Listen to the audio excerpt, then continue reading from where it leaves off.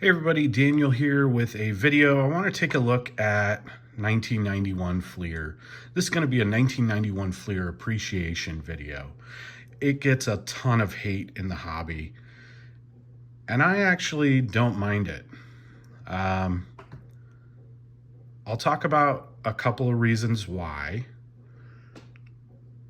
and then we'll look at a set that I think is worse. Not just a set that I think is worse, but another Fleer set that I think is worse. Okay, so I've got some 1991 Fleer cards, and again, I get it. Most people hate the design. It's not my favorite Fleer design, but I don't mind it at all.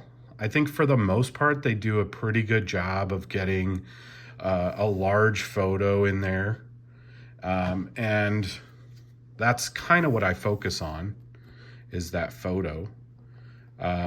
Even when it's not flattering, even when they've caught Griffey popping out. But you get a nice shot of Clemens looking in to get a sign. Right? And there were certain years that Fleer produced their set by team.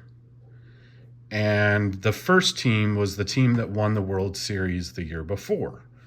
So in 1990, the Oakland Athletics, the Oakland A's, won the World Series. And so they were featured first in the 1991 Fleer set. So if we take a look at this Jose Canseco card,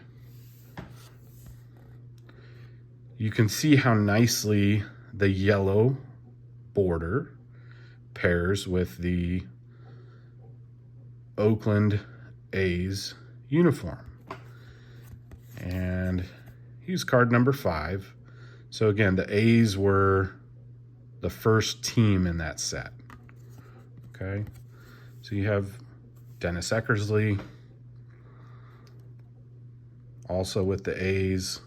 Again, they do a nice job getting his full body into the shot. So lots of emphasis on the photos, right? And then let's take a look at the back. Back gives you another photo, a different photo,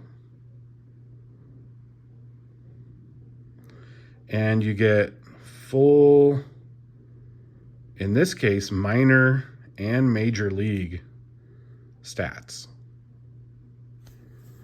So Eckersley obviously around for a lot longer. You're going to get full major league stats for Eckersley. But again, I like it. I'm not going to lose my mind over the yellow borders. But I know how a lot of collectors feel, and I get that. Okay? But when we're talking worst sets of all time, worst looking sets of all time, I think 1995 Fleer needs to be taken into consideration. Okay? This is a 1995 Fleer base card. Okay? So let's take a look. You've got Fred McGriff. You've got first base here. Come back, we get a Braves logo. We get height, weight, bats left, throws left, born 10/21 of 63 in Tampa, Florida, on the front of the card.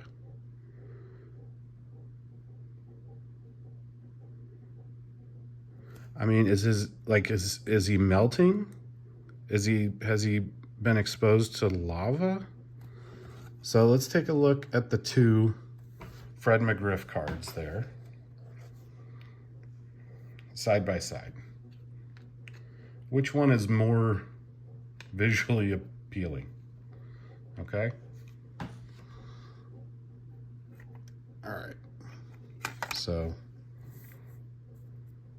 let's take a look at the Greg Maddux. Now, they're on the same team, so the designs are somewhat similar, but Maddux is not as much molten lava like on his photo in the background, and everything's kind of flipped. So it says picture over here, but you got to turn it sideways again, versus on this side, and the Braves logo's over here versus over here, but you still have the height, weight, bats right, throws right, birth date, and birthplace on the front of the card.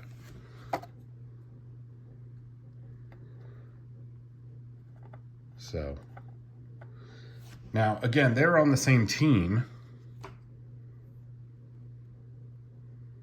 and so the design is similar, but different teams in the same set have like a completely different design.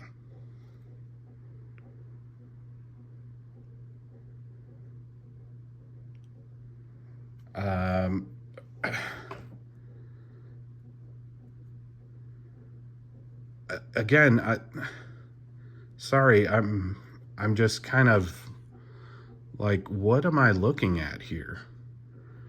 You've got the photo of Bonds here, but then you've got 1, 2, 3, 4, 5, maybe more of the same photo with different color tones.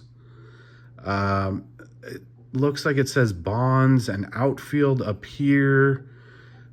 San Francisco Giants, you've got the player number, but the player number wasn't on, it's not on the other cards. And then you've got to turn it this way. We still have the height, weight, you know, how they bat and throw. Their birth date and place is on the side, but you can't really read it because it's on the similar color over here.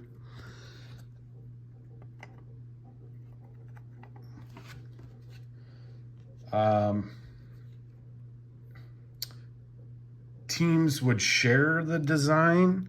So like the Rockies and the Padres, they have a very similar design where you get this one main photo, but then all these other photos in different colors behind it. Just a little hard to look at. All right, and again, okay, we got a different design here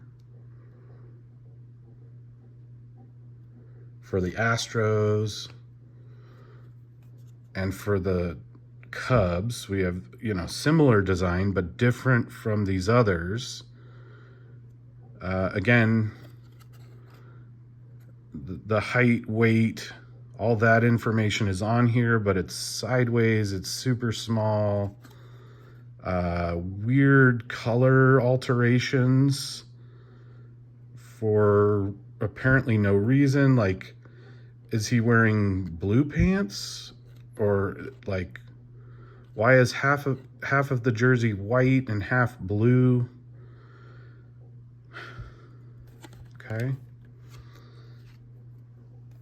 Here's another one along the lines of the Maddux for the Marlins.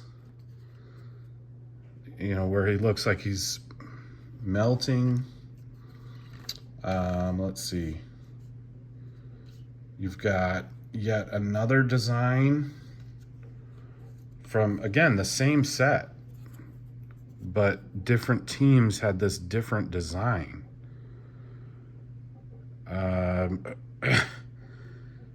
So here we have the name, the last name of the player across the top, and then we have their height and weight, bats, throws, in different spots, you know, height. Oh, here's position. Oh, there's the weight. So it's kind of all over the place. And then it has like a sentence. Jim was born in Peoria, Illinois on 2/27/70. I mean, they're just kind of all over the place. So, I mean,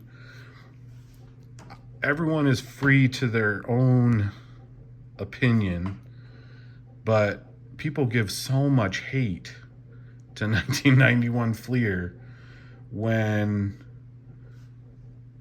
just a couple of years later,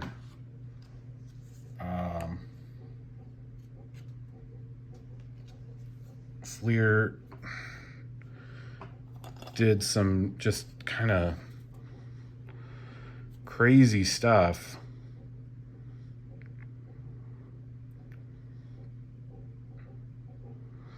I mean, which one of these looks better?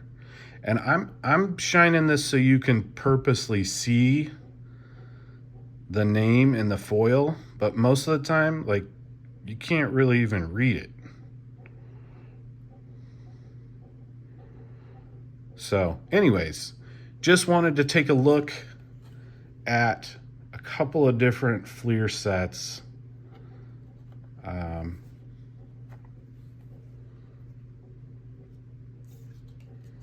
We'll throw up a Bo Jackson. Again, not sure what's going on in the background over here. Couple of different shots. Height, weight, kind of all over the place. No rhyme or reason necessarily from set to or team to team. All right, there you have it. You make the call. Which is better, 91 or 95 Fleer? Thanks for watching.